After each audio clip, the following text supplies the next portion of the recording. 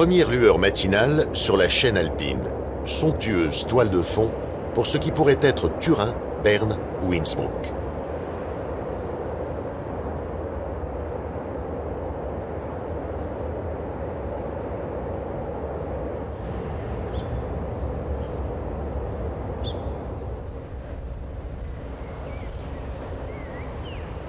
Mais nous sommes tout simplement à la Croix-Rousse, d'où le regard domine la bonne ville de Lyon. La capitale des Gaules, moins richement dotée que Rome, ne se connaît que 2 collines. Mais elle s'est employée de bonne heure à en faciliter l'ascension. Toutes les 5 minutes, la ficelle, comme on dit ici, s'envole au-dessus des ruelles du quartier Saint-Jean. Pour grimper à Saint-Just, on trouve des rames doubles des années 80 et, pour accéder à la basilique de Fourvière, on emprunte des petites voitures aujourd'hui plus que trentenaires. Enfin, pour rejoindre la Croix-Rousse, la crémaillère a remplacé l'antique ficelle, jadis chère à Niafron et à son illustre compère.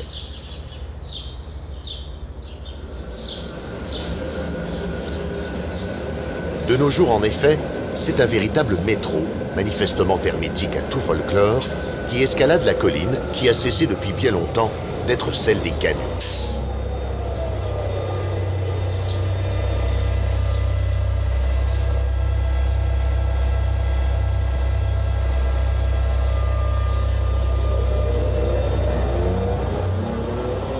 Et le rail ne se cantonne pas aux quartiers accidentés. Lyon s'enorgueillit aussi de son tramway, qui serait né avec le siècle, si le 1er janvier 2001 n'avait été malencontreusement férié.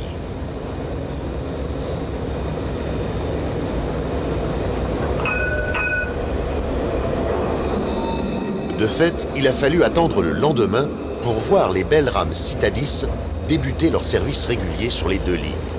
Les 2 premières lignes, devra-t-on dire bientôt, car on n'entend pas en rester à Perrache-Fessines et à Perrache-Porte des Alpes.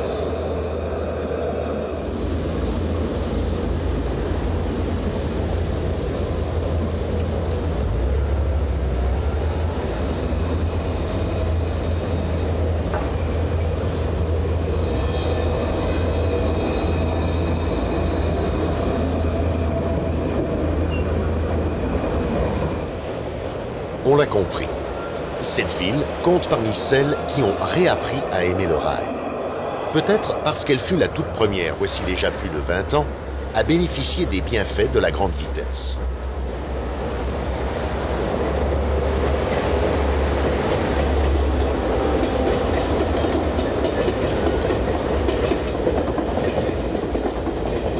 Autre particularisme lyonnais, les trains de prestige peuvent aussi être transversaux et internationaux. Dans ce registre, on pense tout d'abord au Pendolino, qui dès sa sortie de Perrache franchit le Rhône avant de transpercer les Alpes pour rejoindre Milan.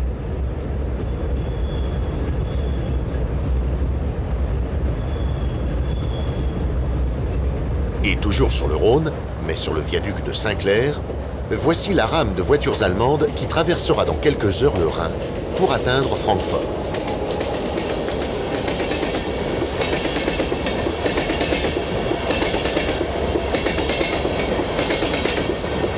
Lyon, plaque tournante. Cette vocation, presque aussi ancienne que le chemin de fer lui-même, se confirme sous la rotonde de la Mouche, qui a connu les Pacific, les Mountain et les 2D2 avant d'abriter la cavalerie contemporaine.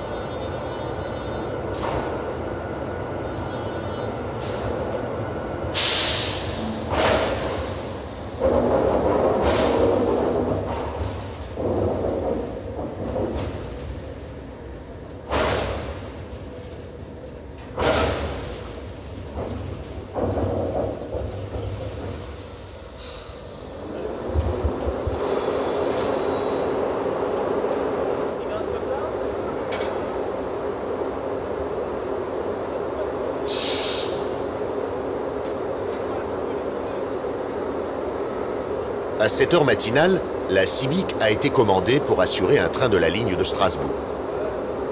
Mais le dépôt de la Mouche, longtemps voué à la vitesse, a dû se plier aux impératifs de la polyvalence.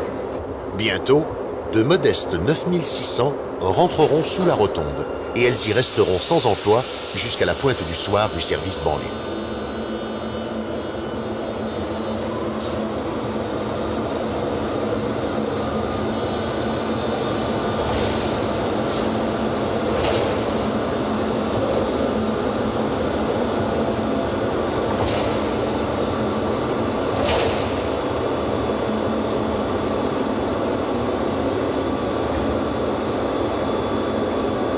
À 2 pas du dépôt, les 2 itinéraires formant la boucle de Lyon se rejoignent.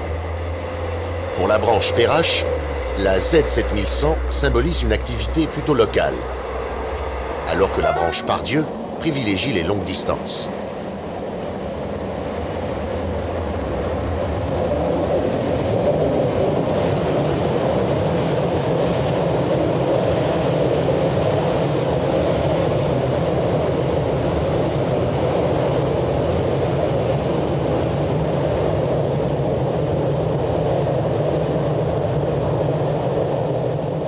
Saut de mouton, trafic intense. Les abords de la capitale des Gaules offrent un spectacle digne d'une capitale tout court. À Saint-Fond, ce train de fret quittant les faisceaux de la Guillotière enjambe les voies de l'artère impériale pour s'engager sur la ligne de Grenoble.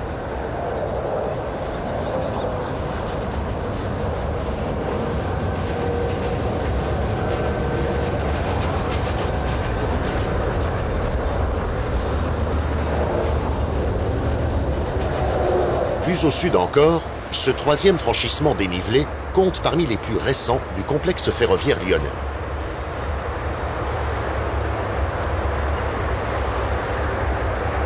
Ouvert au début des années 70 dans le cadre des gigantesques travaux d'aménagement du triage de Sibelin, il évite le cisaillement des 4 voies principales par les convois de marchandises qui viennent d'être formés.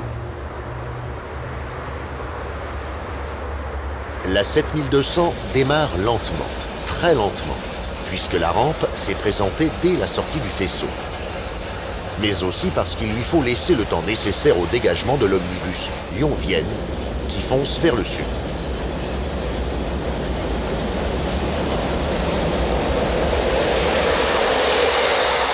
Enfin, à 20 km de Lyon, voici la bifure de Chasse-sur-Rhône.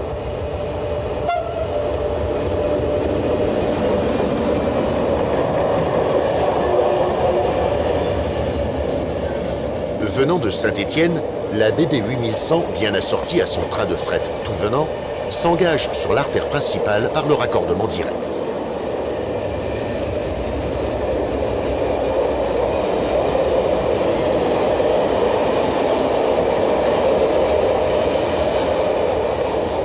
Quelques minutes plus tard, l'automotrice TER Lyon-Saint-Étienne effectue le mouvement inverse et s'élève jusqu'à s'incurver sur le tablier du saut de mouton.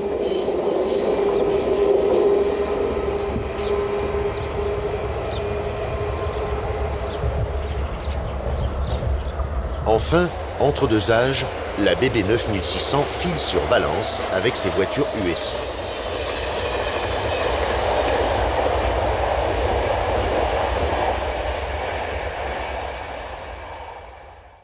Lyon-Pardieu, au pied de la tour du Crédit Lyonnais, c'est dans la gare née du TGV qu'est formé le très classique 17705 Lyon-Marseille, avec sa non moins traditionnelle BB 7200 en tête. Image tout aussi immuable en cabine, où Raphaël remplit scrupuleusement ses documents.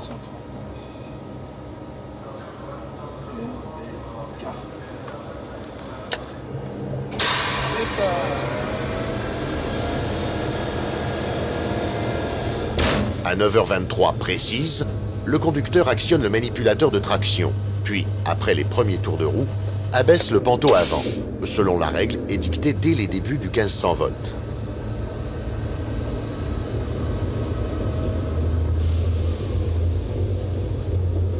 Il ne faudra que quelques instants pour traverser 2 arrondissements de la ville.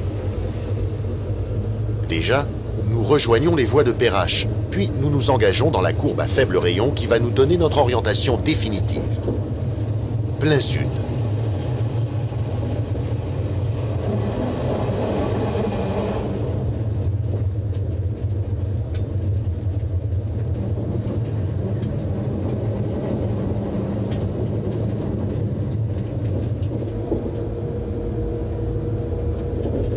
C'est après ce point dur, difficilement inséré après coup dans le tissu urbain, que débute réellement la montée en vitesse. Et c'est à 120 km/h que la banlieue va défiler sous nos yeux.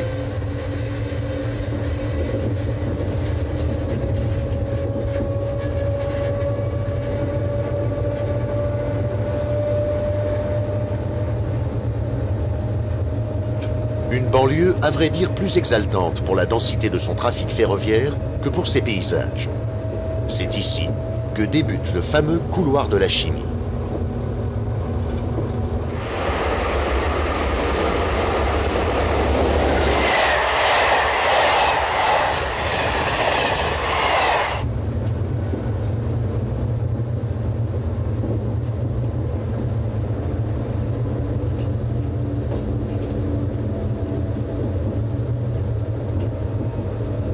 Dans ces conditions, nous nous projetterons d'emblée à Vienne, enserrés entre le Rhône et les derniers contreforts des terres froides du Nord Dauphiné, et épargnés par les bâtisseurs du rail qui ont choisi de la traverser en souterrain.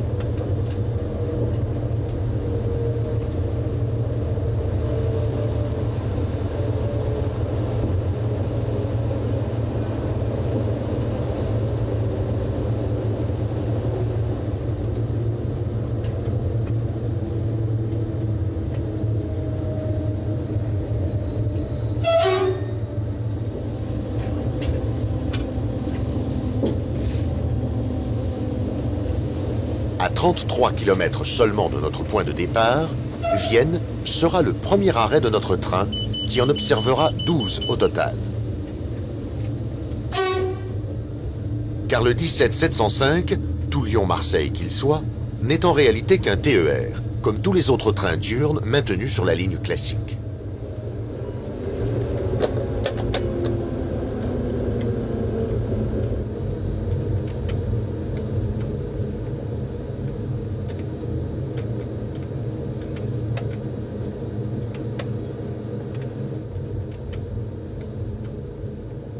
Terminus banlieue déserté en ce milieu de matinée, l'endroit est assidûment fréquenté par les Z7100 aux heures de pointe. Mais Vienne est aussi, pour qui préfère regarder vers le sud, l'origine du parcours de la moyenne vallée du Rhône, véritable introduction au Midi. Ouais, bientôt 48.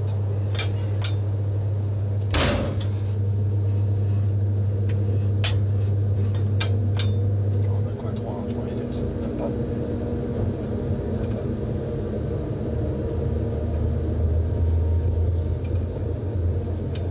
Dans un premier temps, celui-ci s'annoncera par des signes à peine perceptibles, puis il s'affirmera ensuite de façon beaucoup plus manifeste.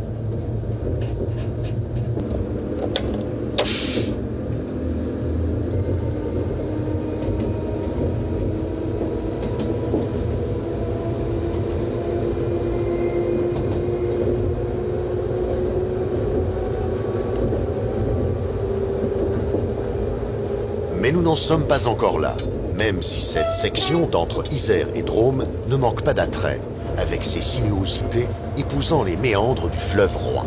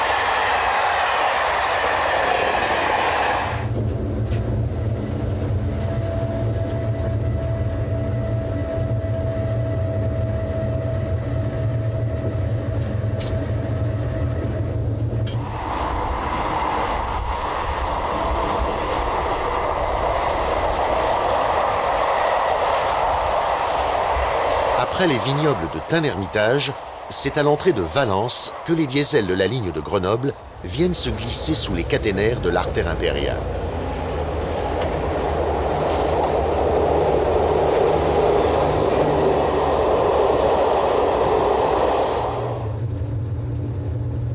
À son tour, notre 7200 aborde le site. Raphaël entame sa décélération en interrompant tout d'abord l'effort de traction, puis en appliquant les premières dépressions au frein presse-bouton.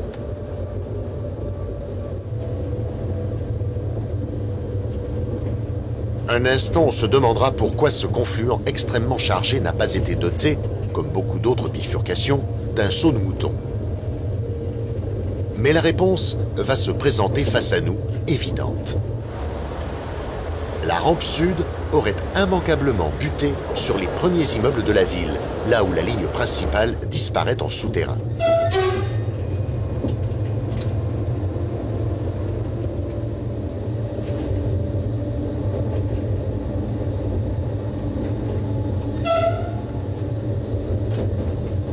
Au débouché de l'ouvrage, voici la marquise de Valence, ou plutôt de Valence-Ville, puisqu'il faut aujourd'hui distinguer la gare traditionnelle de celle que l'on vient d'ouvrir en périphérie pour la vedette ferroviaire du moment. Mais, nonobstant les TGV, il y a beaucoup de monde sur le quai numéro 3 pour attendre Raphaël et son 17705.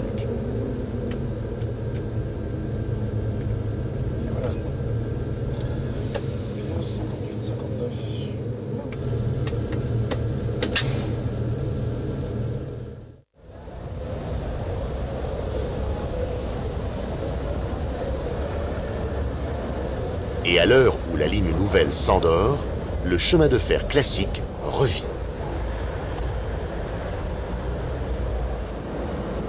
Sur la voie A, c'est le 5790 Briançon-Paris qui ouvre le bal, après avoir troqué son UM 67400 contre l'inévitable 7200.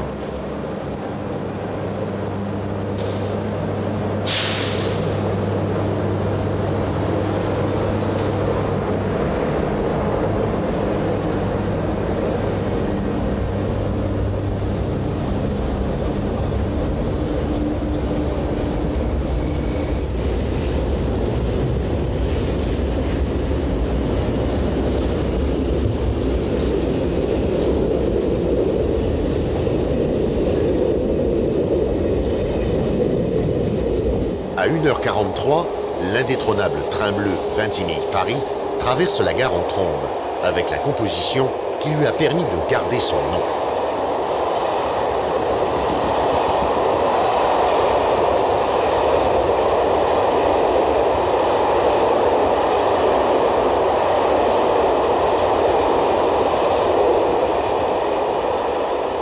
Retour à l'ésotérisme numérique et inversion des flux. Comme tous les mouvements nord-sud sans arrêt, le 4297 Strasbourg-Nice passe par la voie G.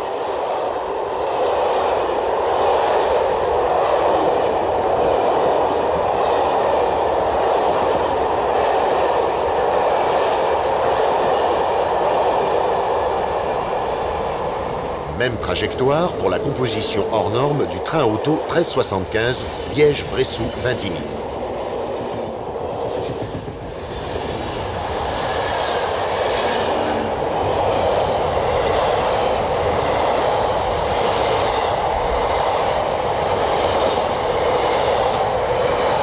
Celui-ci, en revanche, est reçu voie E, car il doit marquer un long arrêt de 2h30 à 2h45.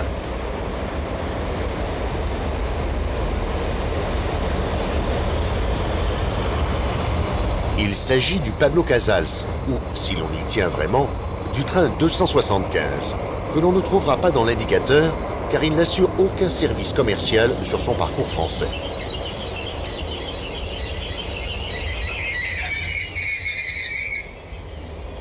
Les deux rames Talgo, parties la veille au soir de Zurich et de Milan, ont été réunies à Chambéry peu après minuit. Acheminées en diesel jusqu'à Valence, c'est bien évidemment en traction électrique qu'elles vont reprendre leur route vers la Catalogne et Barcelone.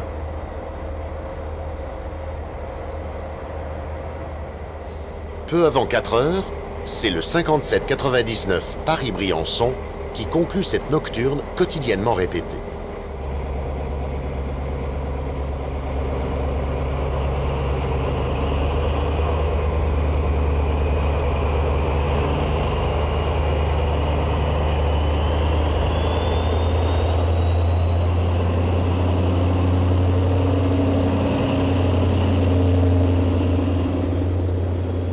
Dans guère plus d'une heure, les diesels poussés à plein régime vont ronfler dans l'ascension du col de Cabre.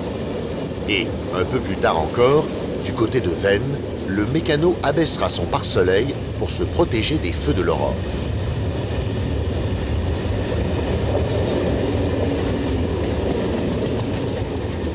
Mais la vallée du Rhône aussi connaît des petits matins lumineux. Entre Givors et Échasse, le duplex, parti de Saint-Étienne entre Chien et Loup, vient nous rappeler, en franchissant le fleuve, que des rails courent aussi sur la rive droite. Le TGV rutilant n'aura certes que traversé la petite sœur de l'artère impériale, mais ce marchandise plutôt léger, qui s'engage sur le raccordement Perrault-Saint-Rambert-d'Albon, vient d'en parcourir une bonne partie.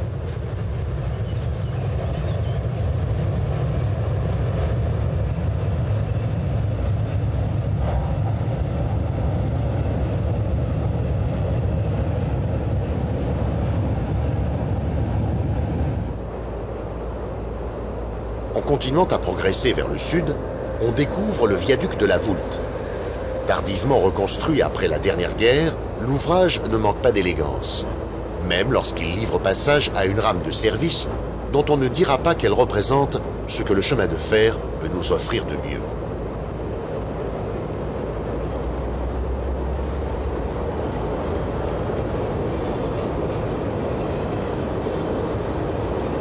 Enfin, portant encore fièrement les initiales d'un Avignon-Marseille qui n'aura connu qu'une décennie d'indépendance, voici le viaduc jeté entre Beaucaire et Tarascon. Mais cet ouvrage appartient davantage à la transversale languedocienne qu'au radial des deux rives rhodaniennes. La rive droite, éternelle mal-aimée du trafic voyageur, c'est au fret qu'elle offre ses charmes. Car de Givors à Villeneuve-les-Avignon, elle déroule sa double voie dans un cadre naturel souvent pittoresque. Les ruines de Rochemaure comptent parmi les grands classiques de la prise de vue ferroviaire, mais le vidéaste persévérant trouvera bien d'autres ressources.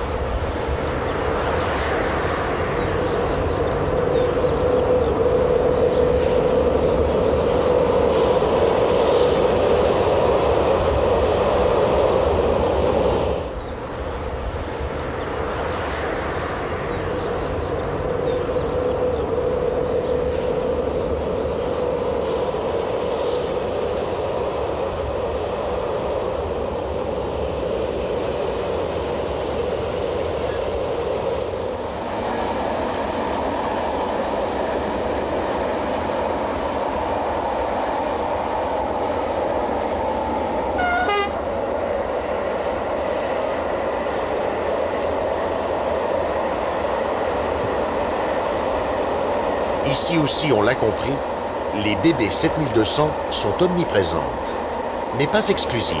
Qui dit marchandise, dit diversité. Bienvenue aux petites dernières de la famille, les BB 27000, revêtus des couleurs de la voie libre. Un choix qui symbolise peut-être les perspectives de développement du trafic fret.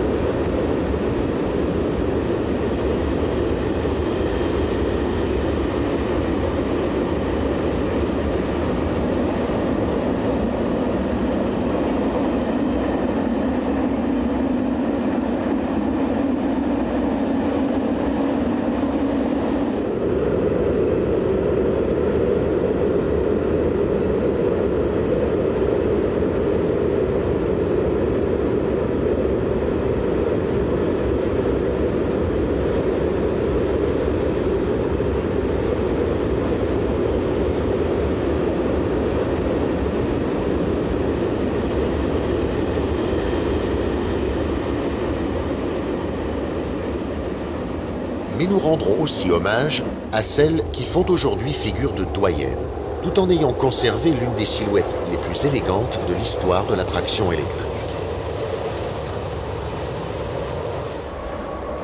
Les inconditionnels des CC 6500 le savent bien. En passant des grands rapides marchandises lourds, elles ont changé de rive. Et, de nos jours, c'est ici qu'il faut venir les admirer.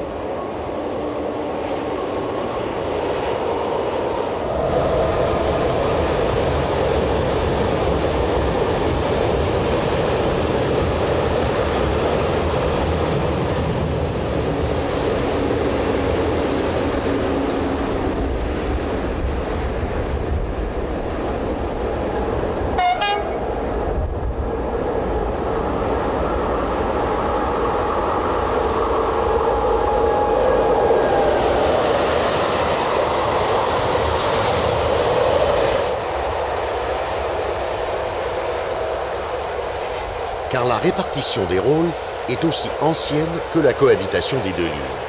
Sur la rive droite, le fret, sur la rive gauche, les voyageurs. Hier encore, les rapides avaient belle allure, même uniformément gris. Les corails alignaient volontiers 10 à 12 pièces et, chaque jour, l'Eurostar Bruxelles-Nice venait instiller sa dose d'Europe dans ce site oublié, mais aussi épargné par les aménageurs de la grande vitesse, qu'elle soit ferroviaire ou autoroutière.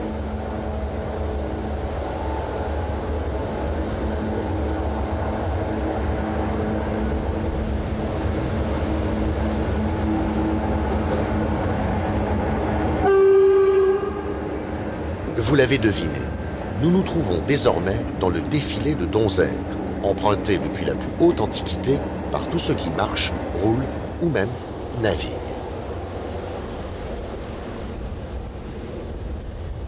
L'endroit mérite bien une pause, assortie d'un coup d'œil extra-ferroviaire sur le pont du Robinet. Construit au début du 19e, emporté à maintes reprises par le vent et par les crues, il a été à chaque fois restauré.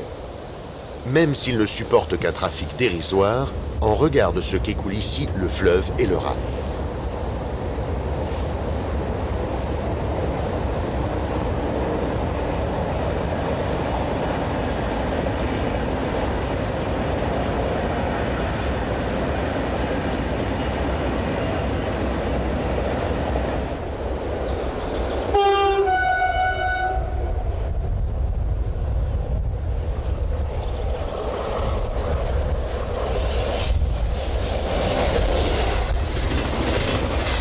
Et le contraste était encore plus criant, à l'époque toute proche où il ne passait pas une dizaine de minutes sans qu'un long filet argent ne vienne effleurer les eaux du Rhône.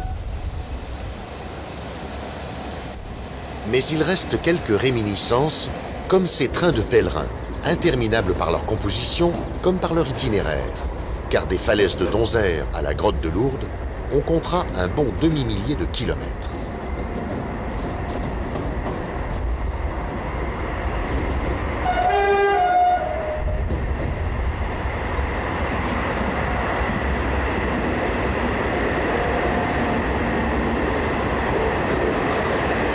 Et il reste aussi des TER qui ressemblent à de vrais trains, comme celui que Raphaël emmène avec sa 7281.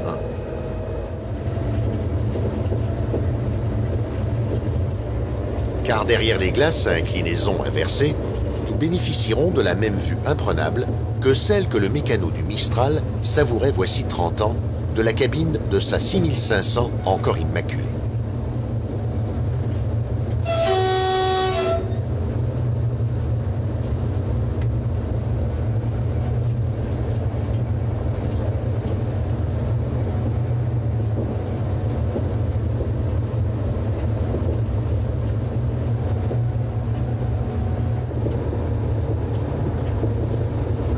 Quelques kilomètres plus loin, à Lapalus, les rails du 19e et du 21e siècle se côtoient, l'espace d'un instant. Mais malgré cette ingérence, la voie ferrée 150naire affiche encore une santé de fer et, pour l'observateur averti, une certaine variété. La standardisation absolue, si ardemment désirée dans certains bureaux, n'est pas encore en vue.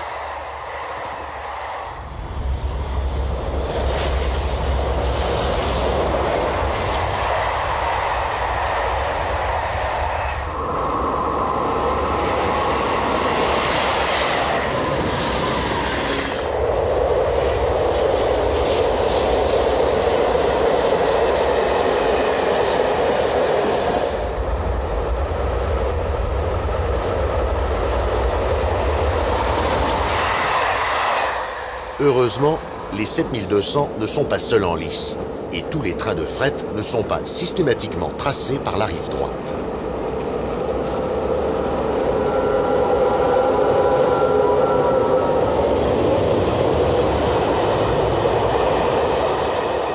Dans la banlieue lyonnaise, la densité du trafic impose la souplesse.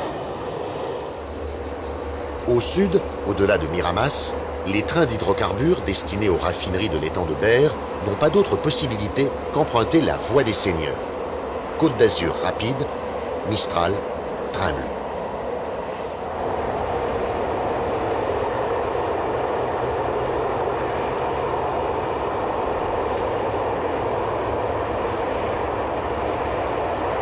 Et dans la moyenne vallée où voisinent les deux itinéraires, les messageries rapides préfèrent parfois la rive gauche, plus performante.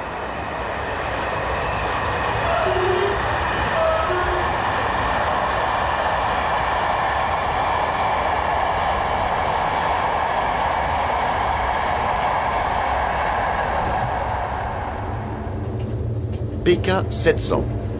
Depuis Donzère, comme l'exige la tradition, le soleil s'est imposé. Et la citadelle de Mornas, qui se dresse droit devant nous, va nous apporter une confirmation définitive. Nous sommes désormais en Provence.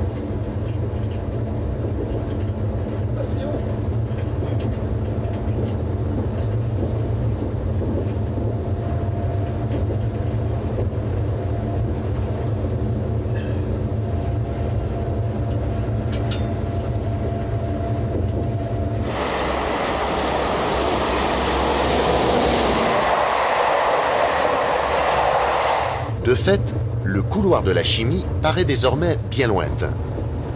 Et l'on conviendra que la toile de fond du Ventoux, qui domine toute la campagne vauclusienne, vaut bien les torchères de Feyzin.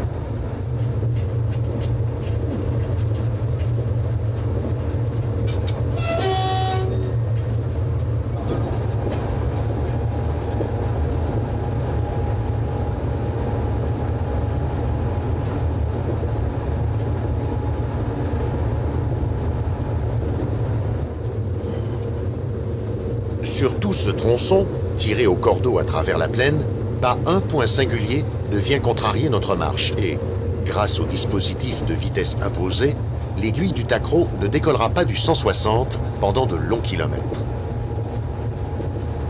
Jusqu'à ce qu'un TIV à 90 vienne annoncer la fin de la piste de vitesse.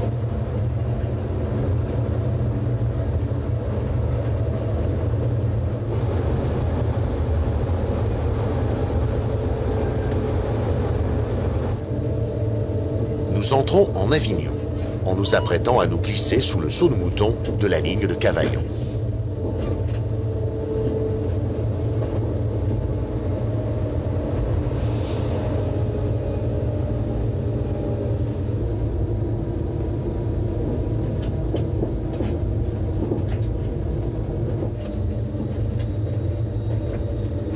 À 741 km de Paris et 230 de Lyon, le 17705 fait son arrivée dans la Cité des Papes pile à l'heure.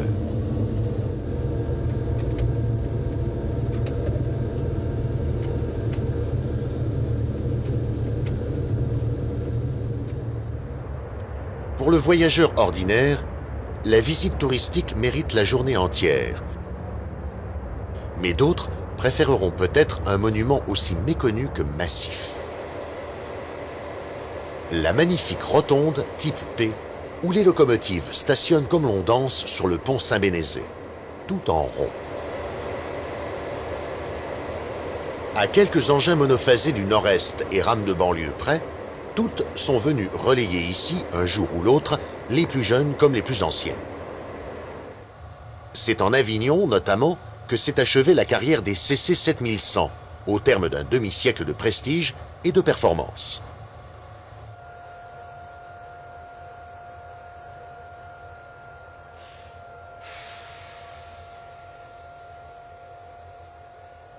D'année en année, la file des machines abandonnées s'allongeait, inexorablement. À l'occasion, quelques agents venaient rompre le silence de la voie des ferrailles et des broussailles lorsqu'il fallait prélever des pièces pour les dernières survivantes, pour tenir quelques mois encore. Le 8 décembre 2001, la 7102 allait vivre ce que nous croyons être les dernières heures de gloire de la série.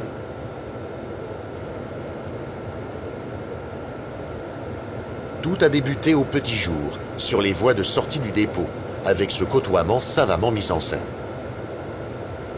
Puis Dominique est venu prendre son service pour assurer le train d'adieu organisé par l'IFC d'Avignon à Nîmes et à Lyon.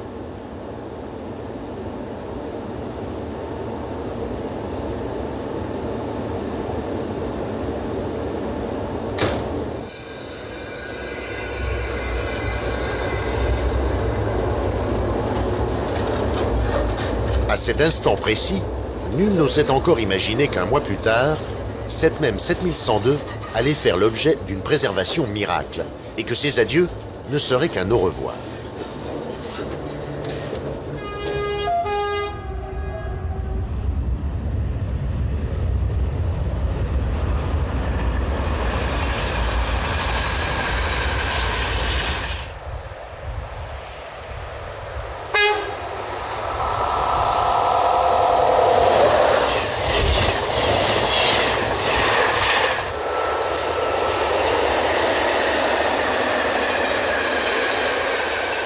Pour les locomotives aussi, il arrive parfois qu'il y ait une happy end. C'est réseau mécanicien de la Gourdon, là, le train des machines est attaqué. Oui, je t'écoute. Oui, à l'ouverture, tu viendras derrière le 150, c'est le premier à revers, mais si tu veux, je peux t'arrêter par radio. Ouais, là, si tu peux m'arrêter par radio, ça m'arrangerait. Il y a ta machine. Mais d'accord, mais je t'arrête. Vas-y. Déjà reçu. Accompagné dans sa sortie de gare par la voie de la régulatrice, Raphaël a tout d'abord longé l'interminable viaduc reliant la ligne de rive droite à celle de Cavaillon. Puis il reprend progressivement sa vitesse à la hauteur de l'ancien triage de Champfleury.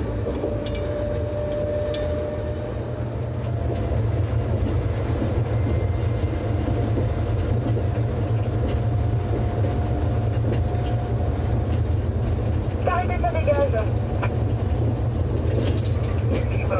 C'est le grand viaduc sur la Durance qui marque la sortie de l'ensemble ferroviaire avignonnais.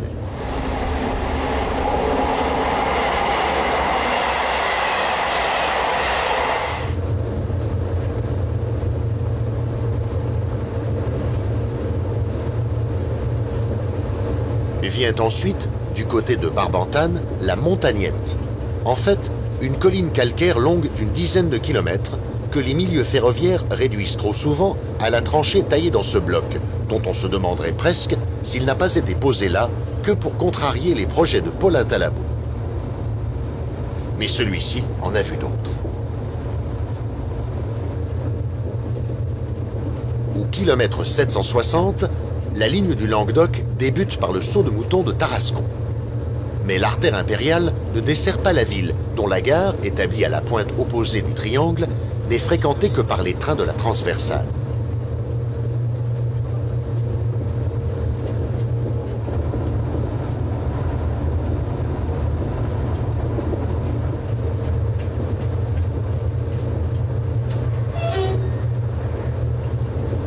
Puis voici la Crau, rigoureusement plane, jusqu'à ce qu'elle vienne mourir au pied des Alpilles.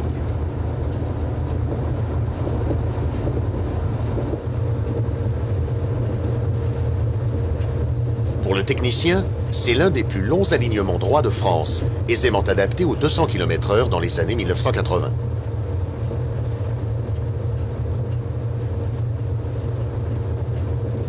Pour le géographe, c'est un site naturel étonnant.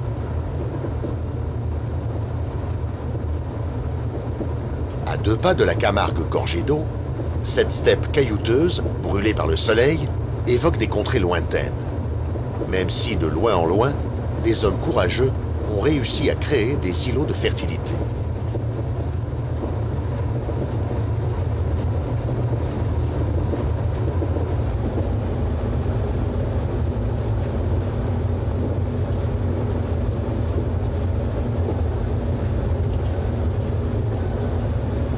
Après une trentaine de kilomètres parfaitement rectilignes, la traversée du désert s'achève brutalement, avec l'approche de Miramas.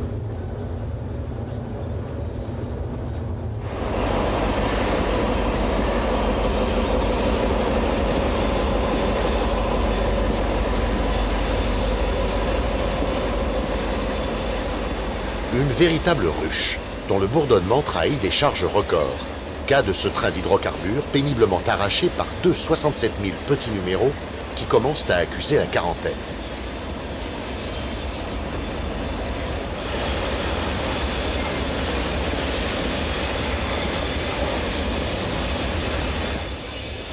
Point nodal du trafic fret de toute la région, Miramas est longtemps resté beaucoup plus discret dans les tableaux horaires du service voyageurs. Jusqu'à ces dernières années, les grands trains se contentaient de survoler les installations. Mais la nouvelle donne a multiplié les arrêts et le ferroviphile curieux ne saurait omettre celui-ci.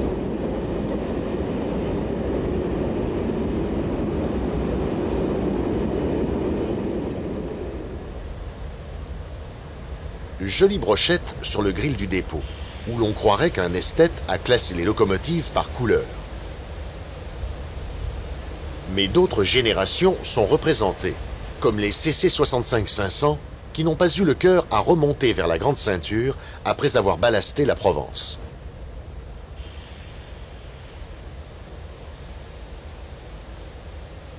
D'autres numéros attendent aussi, certains auréolés de prestige. Heureusement, la détentrice du premier record du monde de 1954 n'est pas destinée aux ferrailleurs, mais bien au musée, qui vient d'être créé dans l'enceinte même du dépôt par l'association APAF.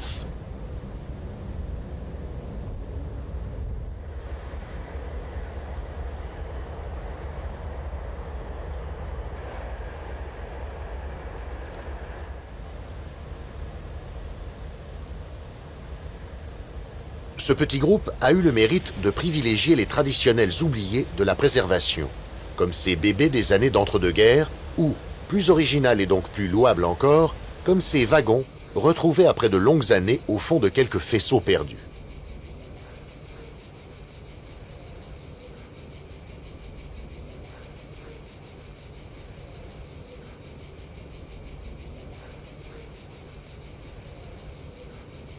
Et tout près de Miramas-la-Cheminote, il faut absolument visiter Miramas-le-Vieux.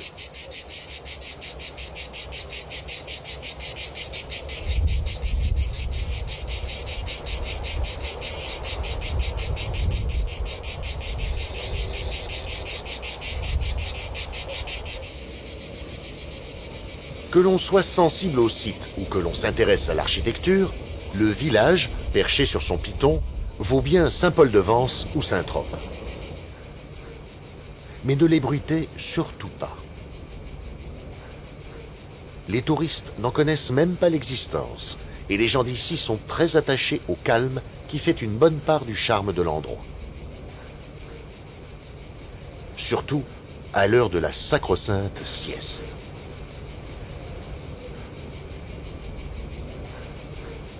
Quelques pas encore, et nous découvrons la chapelle Saint-Léger. Un édifice bien modeste, abandonné depuis de longues années et en triste état. Et pourtant, c'est une œuvre du chemin de fer qui a dû reconstruire la chapelle implantée à l'origine dans l'axe des voies projetées. Mais aucun administrateur ne s'est préoccupé pour autant d'y affecter un curé à statut cheminot.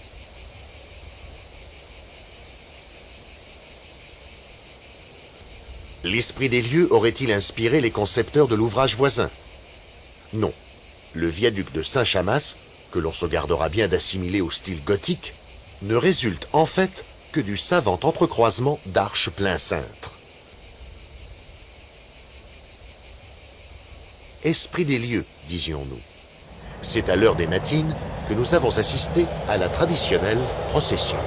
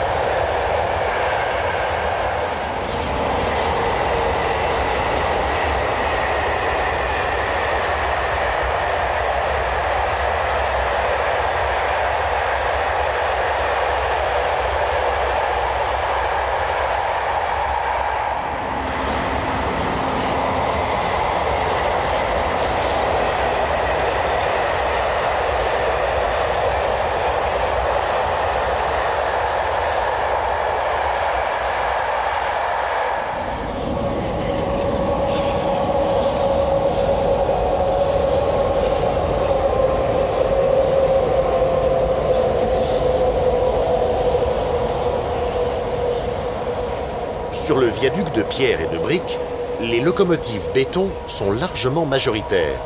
Et ce n'est pas notre 17705 qui fait exception à la règle.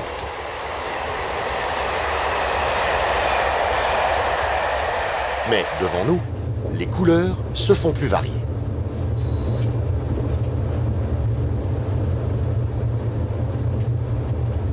Dans les voitures, à cet endroit précis, il y aura toujours un enfant pour s'exclamer « Oh la mer !» Mais ce n'est encore que l'étang de Berre.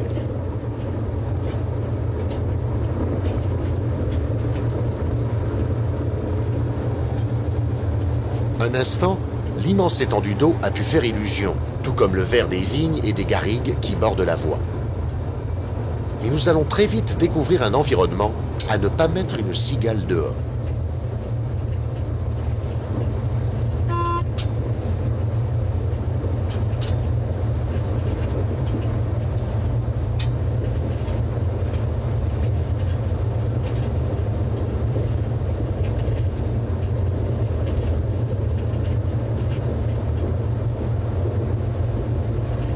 Après Berre et ses raffineries, viendront Vitrolles et sa zone industrielle, puis Marignane et ses industries aéronautiques. Enfin, face à nous, voici le tunnel de la Nerte. Percé dès 1847, il a longtemps compté parmi les plus longs de France, avec ses 4634 mètres.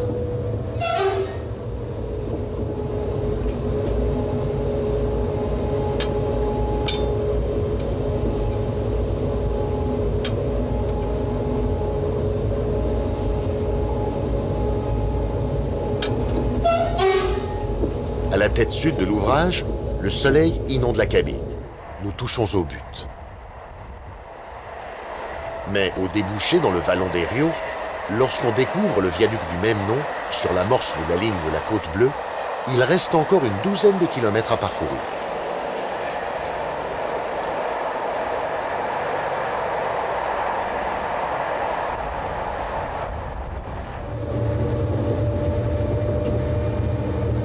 Premier jalon sur ce tronçon des faubourgs, la gare de l'Estac, ignorée des trains au long cours, mais placée au cœur du système.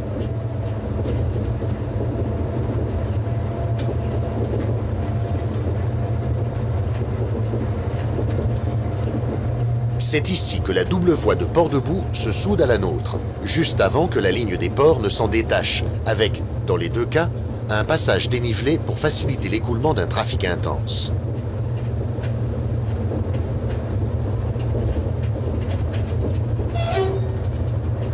Sur la droite, les bassins de la Joliette illustrent la vocation première de la ville. Mais de nos jours, seuls les trains de fret arpentent les quais du port et tous les mouvements voyageurs viennent faire terminus dans la gare monumentale.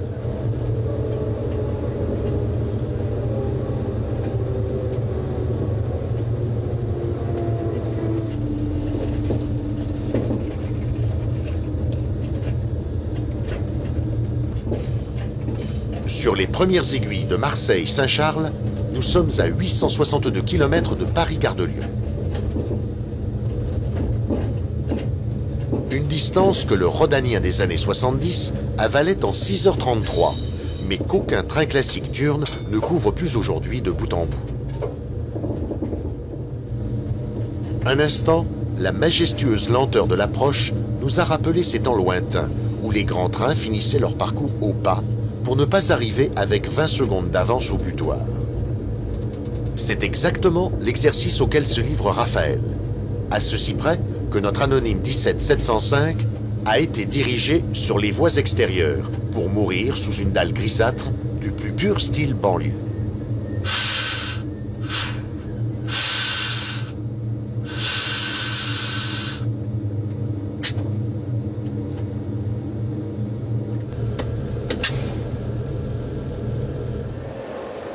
La grande halle, on s'en doutait un peu, c'est pour lui.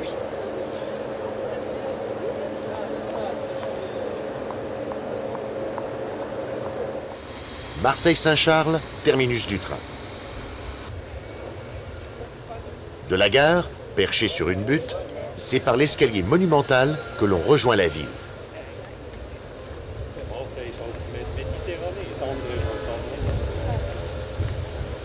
grouillante, odorante, ce qui veut dire vivante, comme toutes les villes du Sud. Mais nous ne nous attarderons pas sur les senteurs de rascasse des quais du Vieux-Port, ni sur les émanations de gazole d'une circulation délirante. Dans le presque paisible boulevard Chave, il y a le fumet de l'ozone, grâce à ce tram qui est aujourd'hui le plus ancien de France.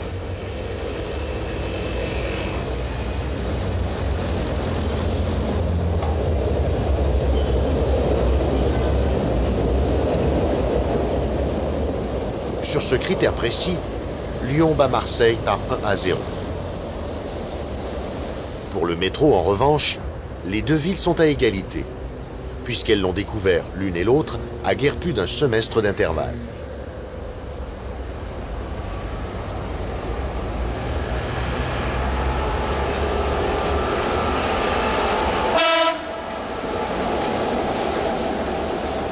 Mais Marseille offre d'autres correspondances.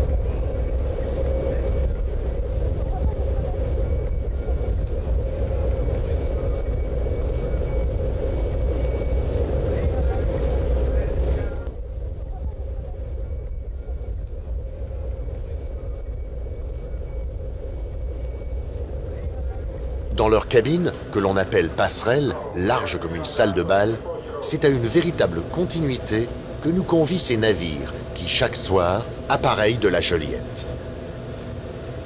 Certes, le butoir de l'artère impériale est maintenant derrière nous, mais l'adjectif, lui, peut poursuivre sa route, tout comme l'ont fait les sœurs de notre 7281. Car, au bout de la traversée, il peut y avoir cette île qui a vu naître un empereur.